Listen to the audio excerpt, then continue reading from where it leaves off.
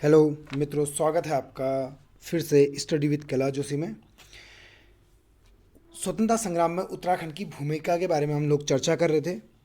तो आज एक टॉपिक नया, शिल्पकार सुधार आंदोलन। खासतौर पे आने वाले पेपरों में या पीछे जो पेपर अभी तक विगत वर्षों में हो चुके हैं, इससे क्वेश्चन आमतौर पे आए हैं। तो आगे हम हल्की फुल्की चर्चा इन टॉपिकों में करते हैं और आप लोगों का काम सुनना होगा। आप प्यार से सुनिए और कोशिश करूँगा कि आपके डाउट क्लियर हों। ठीक है, चलिए। देखा कि जैसा कि मैंने एक नोट्स के थ्रू इसको लिखा है, शिल्पकार सुधार सभा या आंदोलन के रूप में कहेंगे, इसके बारे में हम चर्चा करेंगे। ध्यान देना, वैसे तो 1932 से लेके 1934 के मध्य कुमाऊं कमिश्नरी थी ना, तो ये क्या कहते हैं, पूरी तरह यहाँ का ये अछूत द्वारा दुनिया भर के या जैसे बहुत प्रकार के कार्य या कार्यक्रम अपनाए गए थे। इससे पूर्व कुमाऊं में जो 1600 या 1905, सॉरी 1905 में एक सभा का स्थापना की गई थी। उस सभा का नाम था कुमाऊं में टमटा सुधारनी सभा। स्टार क्वेश्चन से पेपर में आएगा कि कुमाऊं में टमटा सुधारनी सभा की स्थापना कब की गई। 1905 में की गई। वो अलग बात है कि बाद में शिल्पकार सभा के रूप में जानी गई थी ये, क्योंकि आगे कुमाऊं में शिल्पकारों की स्थिति बदलने हेतु प्रतिबद्ध शिल्पकार सभा में बदली है। ध्यान दीजिएगा। और अगर हम थोड़ा सा चर्चा करें तो 1912 तथा 1913 में अल्मोड़ा अखबार और तथा साथ में गढ़वाली जैसे पत्रों ने भी शिल्पकारों के संदर्भ में लिखना प्रारंभ कर दिया था। कहने का तात्पर्य है कि इसके मतलब इसका हमें प्रतिफल क्या मिला कि एक व्यक्ति थे जिनका नाम था श्री कृष्ण टमटा जी। वो नगर पालिका अल्मोड़ा के सदस्य निर्वाचित हुए थे और एक बहुत बड़ी बात होती थी उस समय ये होना।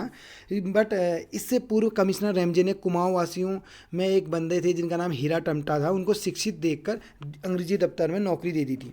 अंग्रेजी दफ्तर में नौकरी, अगर पेपर में आएगा वो कौन कौन थे तो थोड़ा इतना डीप आएगा नहीं। वैसे अगर सुन लीजिए, कमिश्नर रेमजे ने हीरा टमटा जी वो शिक्षित दिखे उन्हें, तो उन्हें अंग्रेजी दफ्तर में नौकरी दे दी थी। तो मट अगर नगर पालिका अल्मोड़ा के सदस्य निर्वाचित होने वाले टमटा जी से श्री कृष्ण टमटा जी, क्योंकि ये कुमाऊं में टमटा सुधारनी सभा का जन्म होना ही इससे रिलेटेड था। उस समय क्या कहते बराबरी की कुर्सी देख के ब्राह्मणों को वैसे भी बुरा लगता था कि यार जाति प्रथा एक अपनी चरम सीमा में थी। उस प्रॉब्लम थी एक तो ब्राह्मणों को, और श्री टमटा जो नगर पालिका सदस्य निर्वाचित हुए थे, उन पर भी कुछ उच्च जातियों ने या कह सकते हैं उनके सम्मान में चोट पहुंचाने की कोशिश की। और ये उनके सम्मान में तो चोट पहुंचाई एक्चुअल में। उनने ये सोचा कि यार हमारे सम्मान उनको बैठाया जा रहा है तो दैट्स मीन हमारे सम्मान में भी गलत हो रहा है। और नगर पालिका की बैठकों का खास तौर पर बहिष्कार करने की बात तक का कहती थी, जो एक तरह से आप समझ सकते हैं कितना निंदनीय कार्य था।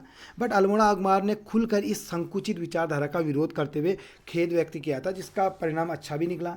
और इसी दौरान गढ़वाली ने यह भी लिखा था कि हमें चाहिए कि हीन जातियों से सही बर्ताव करे और अंतर को घटाए और सामाजिक उन्नति में उत्साह दिखाए टाइप का। आप सोच सकते हो, उन्हें समाज का मुख्य अंग माना गया, पहली बात ये कही थी। और इसके बिहाफ पर डॉक्टर मोहम्मद अनवर अंसारी जी ने भी एक चीज़ बात कही थी। उनने कहा था कि इस चेतना को बढ़ाने के पीछे 1911 की एक घटना मुख्य कारक रही है बात की, क्योंकि वो मेन रूप से रहे थे। 1911 में की घटना में हुआ क्या था अगर हम डिस्क्राइब करें तो इस वर्ष अल्मोड़ा में जॉर्ज पंचम के राज तिलक पर एक आयोजन हुआ था। जॉर्ज पंचम के तिलक पर आप अगर सेंटर की हिस्ट्री या भारत की हिस्ट्री में चर्चा करेंगे तो 1911 का दिल्ली दरबार भी लगा था इनके समय में ना, बट हम उधर अभी नहीं जाएंगे।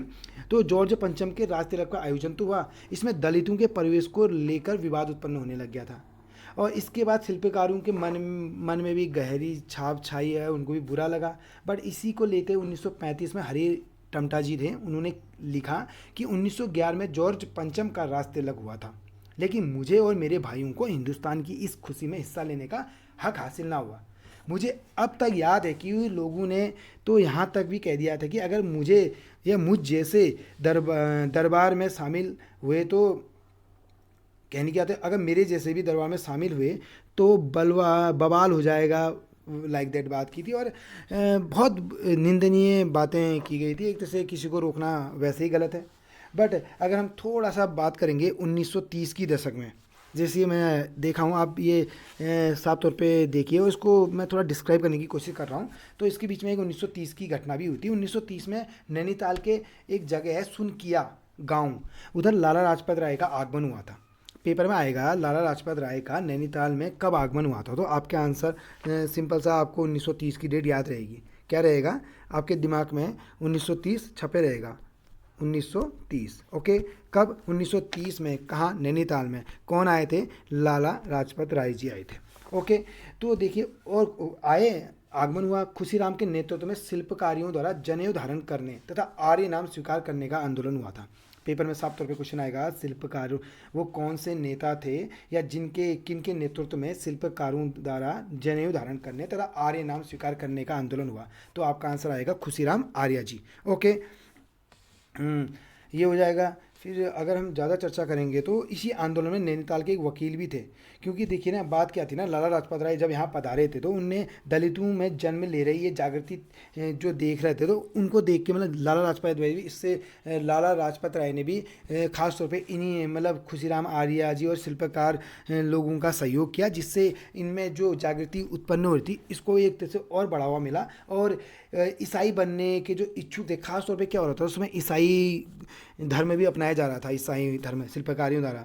बट जब लाला लाजपत राय इनने मोटिवेट किया तो उसके बाद ईसाई बनने को उत्सुक जो भाबरपट्टी के शिल्पकार थे उनने जनेऊ धारण करना शुरू कर दिया और आर्य बनने की ओर चले गए थे। इसी दौरान अगर बात करेंगे, नैनीताल के वकील भी थे जिसका नाम लगभग, हाँ, जिनका नाम चंद्रलाल, या चंद्रलाल सा था, इतना आना है नहीं, आप सुन लीजिए, आप कहानी बनाएंगे तो आपको लंबा याद रहेगा ना। चंद्रलाल शाह जी थे तथा अल्मोड़ा के मेन मुख्य बिंदु जिनको हम कहते हैं हरिराम टमटा जी थे, जिनने शिरकत की थी। और से तो सर्वप्रथम ना 1906 में उत्तराखंड के मूल निवासियों को शिल्पकार नाम देने का प्रयास तो पहले ही कर दिया गया था। ठीक है, 1906 से ही ये काम हमारा स्टार्ट हो चुका था और उत्तराखंड में मूल निवासियों को शिल्पकार नाम देने का प्रयास तो पहले ही किया गया था। बट सरकारी रिकॉर्ड में अगर शिल्पकार नाम लिखने का आवेदन की बात करेंगे तो इसका अर्थक प्रयास करने के उपरांत फलस्वरूप लगभग डेट थी 1921 में इस जाति को शिल्पकार लिखा गया था। अगर पेपर में आएगा कि शिल्पकार जाति को शिल्पकार लिखा गया कब? 1921 में। और थोड़ा आगे जाएंगे तो 1932 में इनको मान्यता दे दी गई थी, क्योंकि शिल्पकार नेता खुशीराम का संपर्क ना जब आर्य समाज के प्रचारक राम प्रसाद जी से हुआ, और जब उनसे हुआ तो भी खुशीराम जी के मन में एक तरह से आशा दौड़ आई या आशा की किरण आई कि हाँ अब कुछ अच्छा होगा, और सर्वप्रथम संगठन बनाने का विचार भी कह सकते हो कि उनके मन में उस समय आया होगा, क्योंकि यार देखो, एक अच्छा व्यक्तित्व मिलने के बाद उनके बाद डिस्कशन हुआ होगा, डिस्कशन के बाद उन्होंने निर्णय लिया होगा या सही चल रहा है। तो भी 1908 की एक रात्रि थी, 10 लोगों ने एक समिति बनाई थी। इस समिति ने संपूर्ण कुमाऊं का दौरा कर जनता को उत्साहित किया था कि यार देखिए, एक लंबे समय से लंबा युग हो गया है हम, और हमें दास-साज से मुक्ति प्राप्त करनी चाहिए, ये एक विशेष वर्ग को हमने अपने आप को बढ़ाना चाहिए। मतलब कहने का तात्पर्य है कि खुशीराम जी ने साफ तौर पे ये कह दिया था कि आप अपनी दासता वाली मानसिकता से दूर होइए और उससे मुक्त हुई है। और खुशीराम जी इसी कारण घर घर गए और लोगों में उत्साह पैदा किया, आप समझ पा रहे होंगे। और इसका परिणाम स्वरूप यार बढ़िया ही आना था, क्योंकि उन्हें अपना घर त्यागना पड़ा, जिस कारण उससे भी उनको फ़ायदा हो, क्योंकि लोगों के घर घर गए और लोगों ने समझा इन चीज़ों को, और बहुत बेहतरीन रहा। देखो, उनको देख के लोगों में उत्साह आया ना, क्योंकि एक तरह से वो धनी परिवार थे। अगर हम उनकी बात करेंगे तो उनके उस समय लाखों के ठेकेदारी चल रही थी, और इसके परिणाम स्वरूप उन्हें अपनी ठेकेदारी से भी हाथ धोना पड़ा था। शिल्पकारों का जनेऊ ग्रहण करना और सुवर्णों की दास्ता से मुक्त होना एक तरह से ये वर्ण व्यवस्था पर सीधा प्रहार था, जिसका बहुत से कारण उसे नुकसान खुशीराम आर्य जी को भी झेलना पड़ा था, और कुमाऊं का सुवर्ण समाज इसको सह नहीं पाया था ना, इस प्रकार की चीज़। और 1934 में जब कट्टर रूढ़िवादियों का विरोध कुछ कम हुआ तो तब खुशीराम आर्य जी को स्वतंत्रता का आंदोलन के विषय में सोचने का समय भी मिला, जब ये थोड़ा सा चीज़ भी आगे को बढ़े। और सन 1934 की मेन डेट आती है जब हम बात करेंगे खुशीराम जी के सहयोग से कुमाऊं के शिल्पकार आंदोलन को राष्ट्रीय धारा से जोड़ दिया गया था।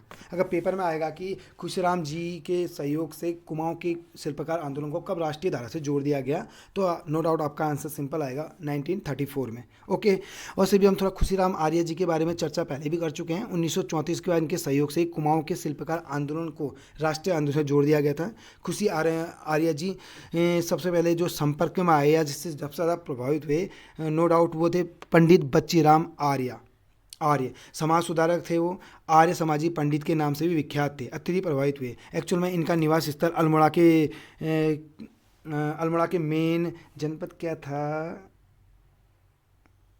अगर बात करें तो लोग इतना पूछेगा नहीं, कोई पाली नामक गांव के निवासी थे, इतना नहीं पूछा जाएगा। अल्मोड़ा के थे, क्या पता आ जाए ये कहाँ के थे, कुमाऊनी थे या गढ़वाली, तो आप वैसे कर दोगे क्योंकि शिल्पकार नाम से इनका जुड़ा हुआ शब्द है, तो अल्मोड़ा के थे। और कुमाऊं शिल्पकार सुधारणी सभा का अल्मोड़ा में गठन हुआ था 1931 के दशक में। कब हुआ था? 1931 के दशक में हुआ था। मतलब जनता को जागरूक करने का उनका प्रयास एक तरह से सफल रहा ये गठन होने का उपरांत ये हुआ। और साथ में जनेऊ आंदोलन के साथ उन्होंने भूमि आंदोलन में भी भाग लेना शुरू कर दिया था। इनके बिहार पे हमारे हैं भूमिहीन शिल्पकारों को भूमि दिलाने की बात भी कही थी। फिर अब तो भी दो जोड़ गए थे ना, खुशीराम आर्या जी ने पंडित बच्चीराम आर्या से भी हेल्प ले ली थी। बट एक टाइम आया जब 1942 के दशक में भारत छोड़ो आंदोलन वो अंग्रेजी सरकार के विरोध में सख्ती छपे लेखों के कारण 25 जून सन 1942 की वो डेट थी जब उन्हें गिरफ्तार कर अल्मोड़ा बरेली और इलाहाबाद जेलों में लगभग 1.5 वर्ष तक नज़रबंद रखा गया था। फिर हम बात कर सकते हैं कि 1942 में तल्ला सालम के 9 गाँव में जन्मे एक क्रांतिकारी थे जिनका नाम था राम सिंह। क्या था? राम, उनका नाम था एक तरह से राम सिंह, एक ध्यान देना, मर्च राम जी, राम सिंह नहीं कहेंगे, राम जी कहेंगे, सॉरी, मर्च राम जी नाम था। क्या कहते एक मिनट, मर्च राम जी नाम था। और डेट याद रखना 25 अगस्त 1942, 25 अगस्त 1942 घामछो गोलीकांड के बाद सरकारी कारिंदरों से छीनी गई बंदूकों को अपने मकान में छिपा कर फरार हो गए थे। और ऑलमोस्ट 28 अगस्त 1942 को उन्हें गिरफ्तार कर दिया गया और लगभग बात आती है 4.5 वर्ष का उनको कठोर सज़ा दी गई थी। और बाद में 100 रुपये का जुर्माना ना भरने के कारण 6 महीने की कठोर सज़ा और बढ़ी। और इसके साथ ही कारावास भी बढ़ता रहा और यार यातनाएं उन्हें बहुत ज़्यादा सहनी पड़ी थी। ठीक है, तो आप इसको एक बार सुनिएगा, अच्छा लगेगा तो ध्यान दीजिएगा। और हो सके तो जो मेन पॉइंट मैंने यहाँ लिखे हैं आप इसको लिखिए, क्योंकि सुनिए ज़्यादा और समझने की कोशिश आप एक बार कर लेंगे तो दोबारा इसको ज़्यादा देखना नहीं पड़ेगा, क्योंकि ये बेसिक क्वेश्चन आएगा यहाँ से और रैंडमली कुछ भी पूछा जा सकता है। ठीक है, नेक्स्ट पार्ट में जल्दी लेके आता हूँ, उसमें तक आप इसका आनंदपूर्वक मज़े लीजिए। जी धन्यवाद, अपना ध्यान रखिए, बाय।